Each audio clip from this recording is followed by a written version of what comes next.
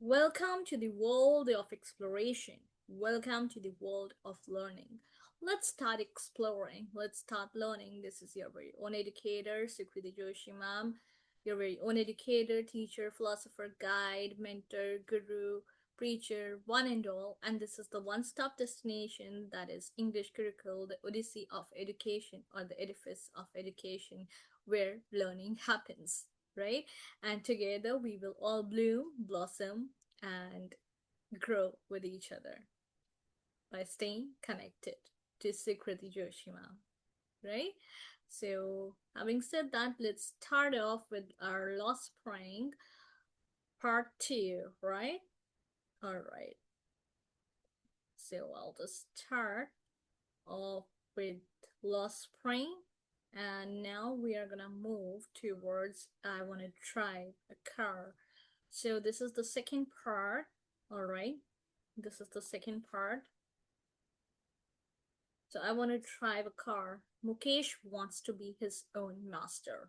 Now we actually speak about the master, that how Sahib at the end of the lesson was no longer his own master. uh in the second part, we are going to talk about that how Mukesh wants to be his own master.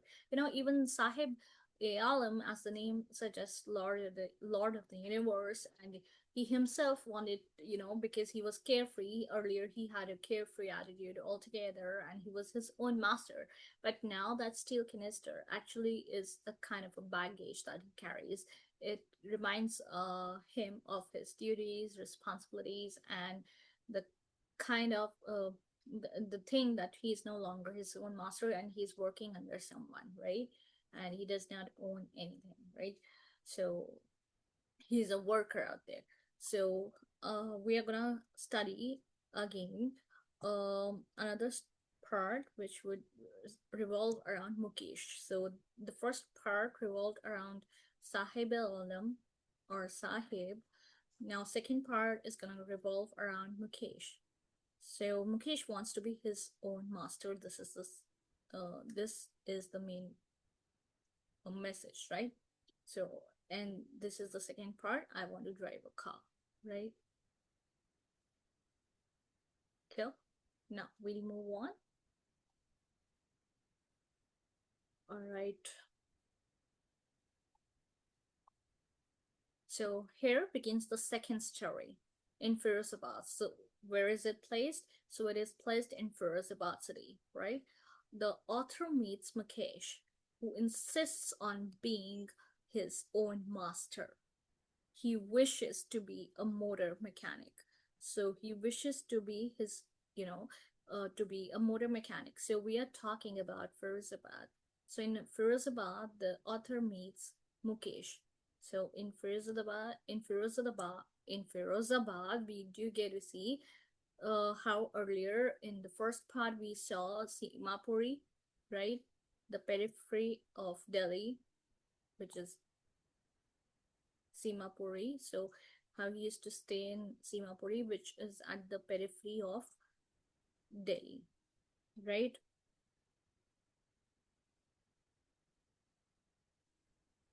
Clear? Now we are talking about Firozabad. The author meets Mukesh. Now the author meets Mukesh, who insists on being his own master. And he is very much different because he insists on being his own master. Now this is quite different. Why is it different? Because of the fact that he is not like other people who give in to uh, what their destiny is, how their destiny is written. He is the one who wants to carve out his own destiny. He wants to make his own destiny. He wants to build his own destiny. And for that reason, he wants to be his own master. I just hope this is being recorded because I don't know why but my previous videos were not having the kind of voice that they should be having. I was speaking very loudly, but I don't know what was the major issue. But so therefore I'm using this mic. So wishes to be a motor mechanic, and we do get to see that how he wishes to be a motor mechanic over here, right? Anis Jung asks him if he knows anything about cars. So everybody, if you ask anyone, for example, if I ask you, you will say that you want to be a doctor or an engineer or a teacher or a lawyer, right? Or a motor mechanic. So now the next question would be that what do you know about it? What do you know about that profession, right? Similarly, Anish Jung also asks him if he knows anything about cars, right? Because obviously he wants to be a motor mechanic, so he might be knowing. So Mukesh replies that he wants to learn to drive a car. Now he says, what is his reply? His reply is that he wants to learn to drive a car. The author feels that his dream is like a mirage. So, according to the author, she feels, Anish Jung feels that his dream, whose dream? Whose dream? Mukesh's dream is like a mirage amidst the dusty streets of Firozabad. Why? Because she thinks that Firozabad, being a very small, being very filled with dirt and filled with dust streets all around. So amidst that, how will he be able to uh, be a motor mechanic, right? It is like a dream, it is like a mirage, which is not real but which appears to be real, right? So every second family in Firozabad is engaged uh in the business of bangle making. So Firozabad is famous for bangle making, right? So you should know this.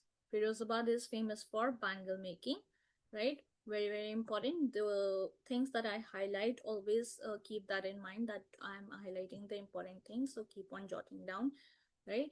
So Firozabad is famous for bangle making. Firozabad is the center of India's glass blowing industry, where generations after generations have been involved in which business? In the business of making bangles. All right, understood? Now, let's move on. Another encounter with poverty.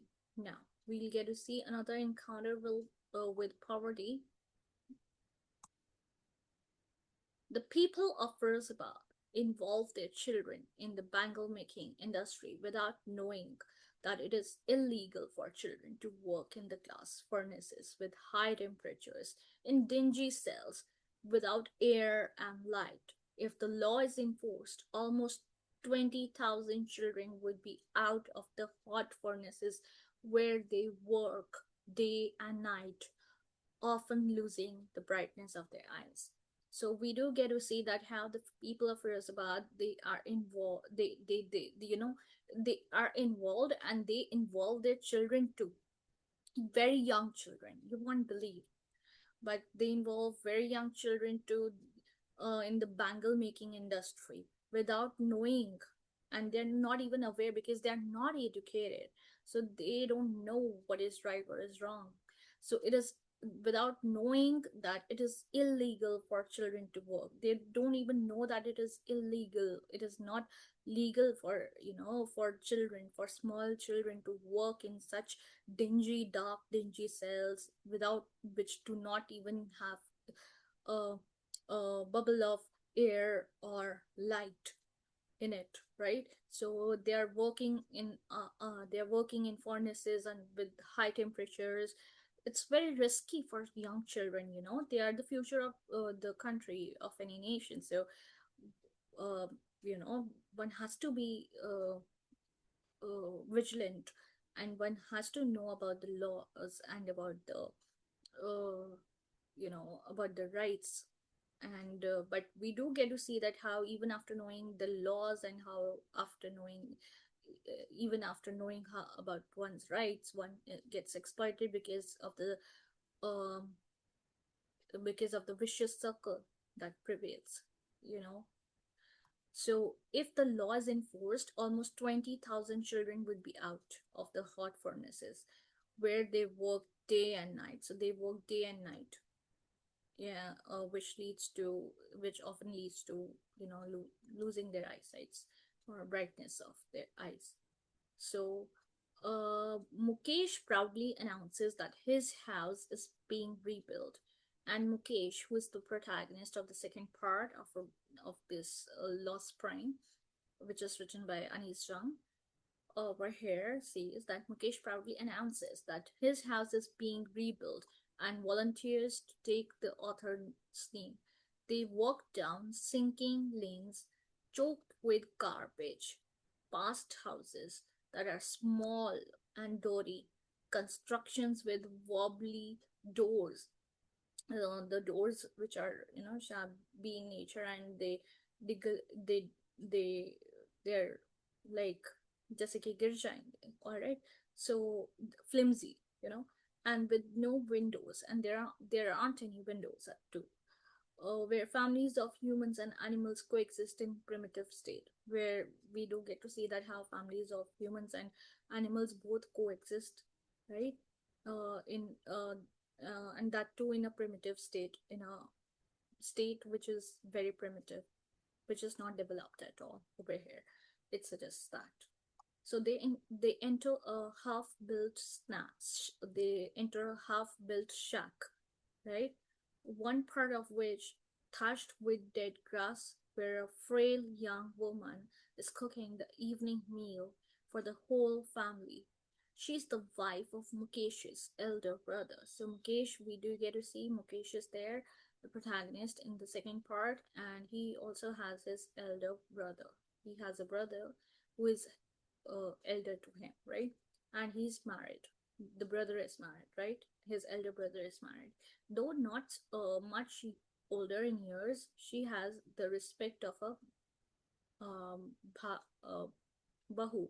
So she does hold a respect of a bahu, although she's not, that old. Because here, over here, we do get to see that how in such places we do get to see that girls are married at a very tender age, at a very young age. That is also illegal. Before 18 to get married, to go get a girl married, and to get a girl in your house as bahu, that is illegal, but they aren't aware about that, right? Even if they are not doing the right thing, because getting married earlier, like getting married before 18 is wrong. She tells her she veils her face when Mukesh's father enters. So she basically covers her face, because of the kind of tradition that used to prevail. That a bahu is basically supposed to have the veil, that is to cover her head with the pallu, with the chunni, the ghungat, right, in front of the father-in-law, right? All right, so the God given lineage. Then we come on to the God given lineage. Mukesh's father has toiled hard all his life, first as a tailor and then as a bangle maker. So Mukesh's father, when we get to see that, we get to see the entire family basically. So we have seen the bahu, we have seen the elder brother, and his wife, obviously bahu, and Mukesh's father, who has toiled, that means who has worked very hard all his life. First he was as a tailor, he played his role, and then as a bangle maker. Still the poor fellow been able to has been unable to, so he still hasn't been able to renovate his house or send his two sons to schools. Still he lacks that. So despite of the fact that he was doing tailoring, he then got into bangle making business. Still we get to see that the how the father, Mukesh's father, was unable to renovate his house. Plus, he was unable to send his two sons, that is Mukesh and his elder brother, to school. Then all he could manage to do was to teach them what he knows about the art of bangle making. So all he could manage was that he could teach them about the art, because it's an art, right? To make bangles, it's an art, right?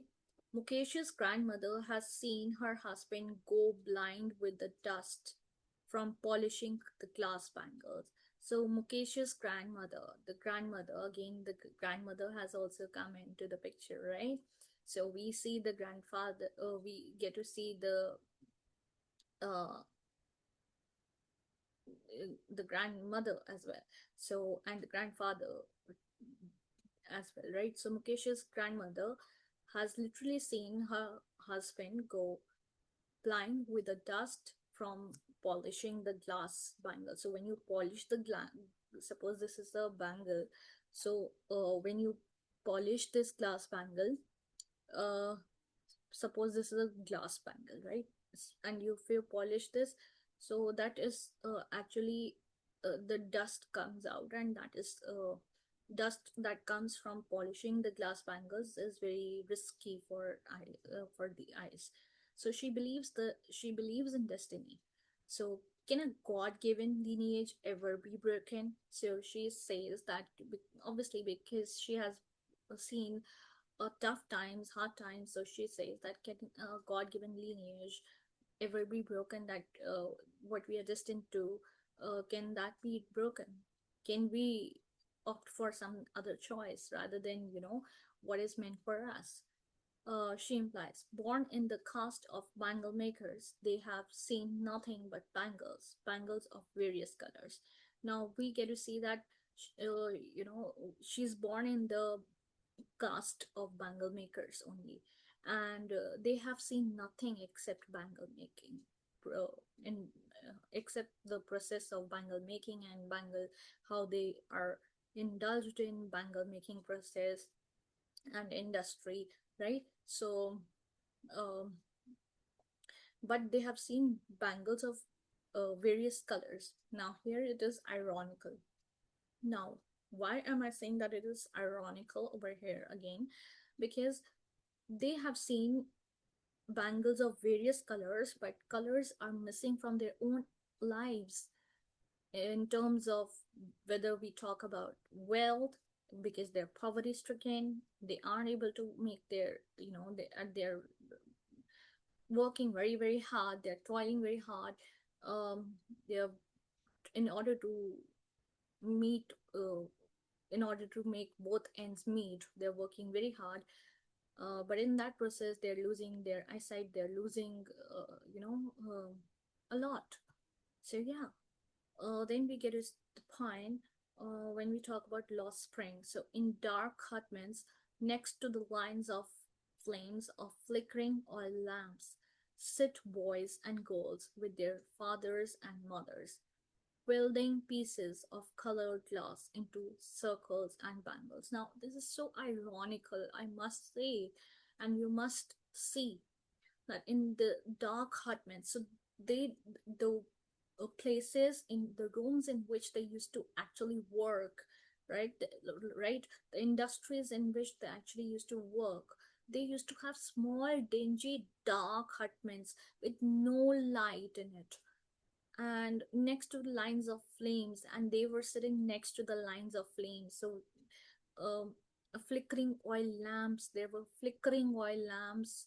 uh, Boys and girls were sitting over there with their fathers and their mothers, welding pieces of colored glass. So they were colored glass, into circles, and they created a circle, and then they welded and they created a circle, and then circular bangles, the bangles that we wear.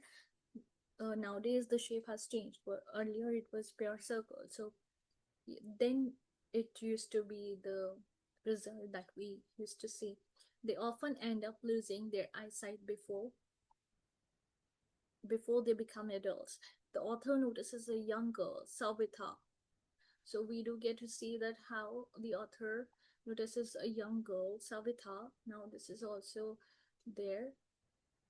So the author notices Savita, a young girl in a drab pink dress, sitting beside an elderly woman. So she's sitting beside an elderly woman, helping in making bangles.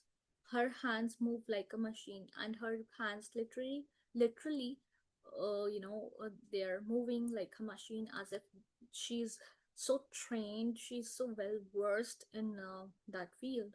So Anish Jung wonders if she understands the sanctity of the bangles for Indian women.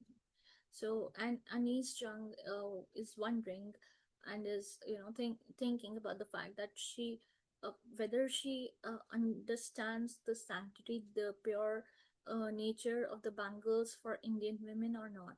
The sad irony will suddenly dawn upon her. And we do get to see that again, it is ironical. The sad irony will suddenly dawn upon her. She will become a bride like the old woman sitting beside her. That she will also become a bride like the old woman sitting beside her, in a voice trained of joy. The old lady tells the author that she has not enjoyed even one full meal in her entire lifetime. So we do get to see such people who haven't, you know, taken a, who haven't enjoyed, or who haven't tasted uh, food. When we say food, who haven't taken full meal. When I'm talking about full meal, that means morning, afternoon,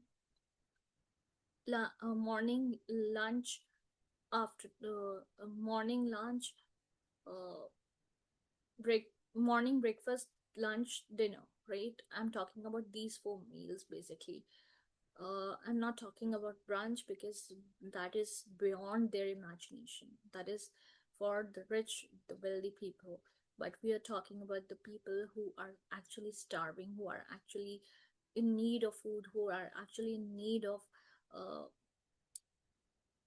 food for thought, food for uh, body, food for everything, right? They need food to work. So, yeah. So,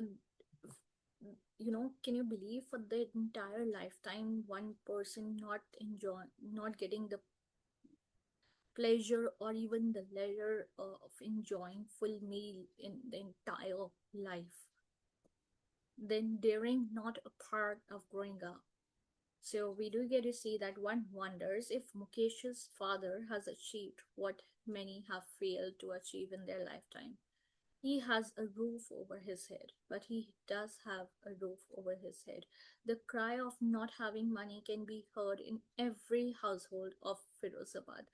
And people do obviously complain, they do cry, they do crib. Why do they crib? Why do they cry? Why do they talk about not being financially sound or not being financially well? Because it's something that is very common, that is very usual in Firozabad. Nothing has changed over the years, and nothing has changed over the years. Years of hardship have killed all hopes and dreams. And toiling so hard, working so hard, years of hardship, this has literally killed all the hopes or aspirations or dreams that any person could ever you know dream of, right? The author asks a group of young men to organize themselves in cooperative. So the author, what she does is that she asks a group of young men to organize themselves in a cooperative, right?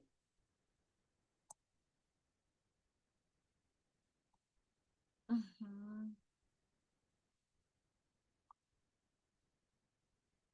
Yeah, underline this, very important. She learns the horrific truth that even if they get organized, they are taken to jail for doing something illegal and are beaten up. There is no leader amongst them. That's why when I was talking about that, see, nothing, politicians, lawyers, everybody, they, or police, they, if we talk about the second part, we are talking about that how everything is uh, connected with each other, and they know the reality, they are aware about what is happening, what is not, and still this scenario prevails. So that means that this way, what is happening is that corruption is taking it's taking its uh, corruption is everywhere. Um, exists everywhere in each and every corner of the society. We get to see that. So the author finds two distinct worlds in Firozabad. So author finds, Anish Jung finds two distinct worlds in Firozabad, right? One is exploited family caught in vortex of poverty and the stigma. Yeah. So the author finds two distinct worlds in Firozabad. What are they? Two distinct worlds in Firozabad. One is exploited family caught in a vortex of poverty and stigma of the caste in which they were born. The other is a vicious circle of those who exploit them. Now, who are they? The sahukars, the middlemen, the politicians, the lawmakers, the policemen, and the bureaucrats. So we do get to see that how the sahukars, the middlemen, the policemen, uh, the lawmaker, the politicians, the bureaucrats, everybody, they're involved. The entire process is, you know, under corruption, not construction, but corruption. So these have created such a burden that a child accepts that this as naturally as its father did. So these have been created such a burden that a child also accepts this as naturally, as his or her father might have done. So to do something else would mean to dare, and to do something else would mean to dare to do, go beyond one's limit, one's boundaries. To do something else would mean to dare, and daring is not a part of growing up. And daring in their case is not at all a part of growing up. So a ray of hope is seen. Now, finally, we do get to see that how a ray of hope is seen. The author is filled with joy. So the author is filled with joy. So she is actually thrilled. She is excited, right? She When she finds that Mukesh thinks differently. Yes, our protagonist, right? So talking about our protagonist who is Mukesh.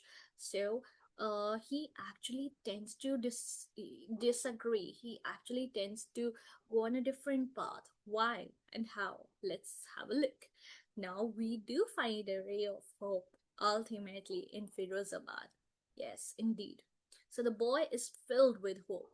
His dream of being a motor mechanic is still alive in his eyes. So his dream of being a motor mechanic and of not indulging in the industry and in the bangle making industry, which is so popular in Firozabad, which is Firozabad is at the center when we talk about uh, glass making bangles, or its industry.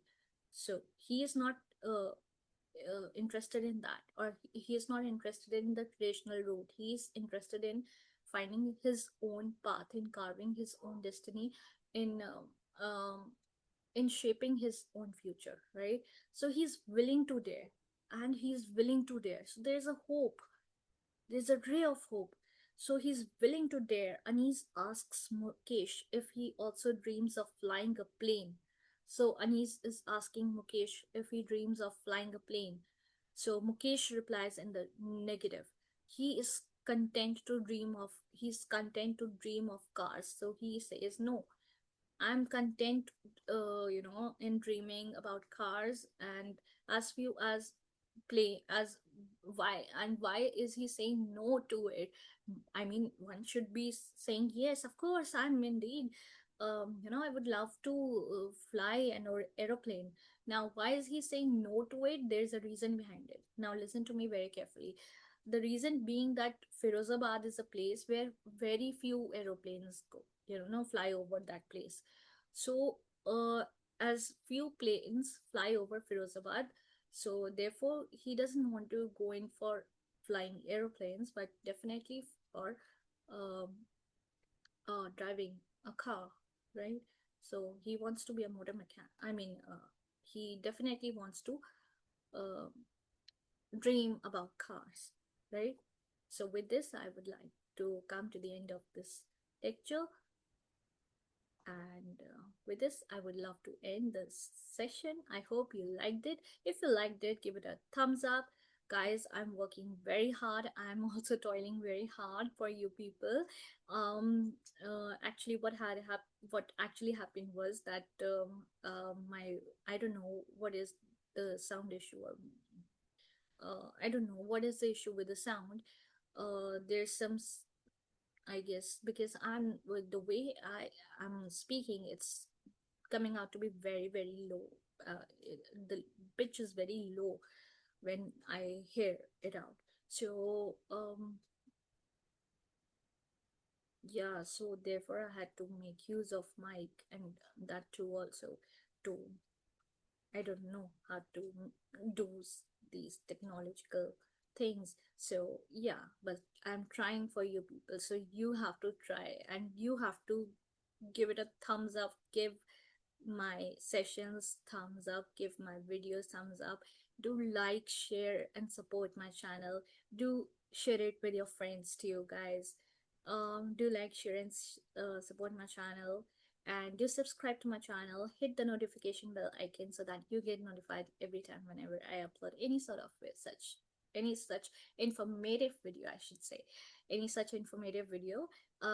Click the all button so that in the notification, in the yeah bell icon, when you click the bell icon, no, you get to see the bell icon, and then you when you press bell icon, you get certain options. Out of them, choose all, then you'll get to see all of my videos, right? Whenever I'll upload any video, you'll get notified. So that's it from my side. This is Sukriti Joshi ma'am signing off. Bye bye. Radhe Radhe, Jai Shri Krishna. Namaste. This is your very own educator, Sukriti Joshi ma'am, signing off. Till then, stay tuned with Sukriti Joshi ma'am and learn with Sukriti Joshi ma'am.